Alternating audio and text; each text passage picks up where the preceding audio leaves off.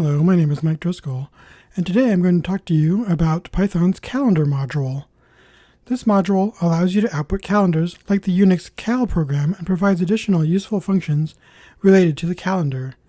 In fact, there's a lot of different functions. You can make the calendar module return an iterator of months or weeks. You can also create basically a list of weeks for a month in a specific year. And, this is a bunch of different cool things you can do with it. It also supports creating text calendars, HTML calendars, and even custom calendars. A lot of this stuff can be done in the terminal, actually. It's supported through Python's command interface.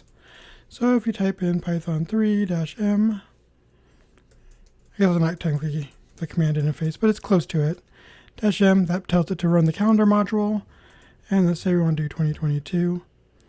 That will print out all 12 months. Now, if you want, we could make this a little bit nicer and just say that we want just the 6th month of the year, which is nice. That's kind of how it works.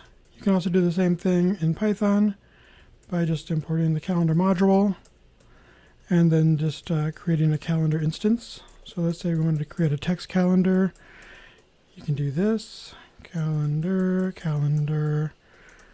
Sunday. All right, and then you just do c.pr month.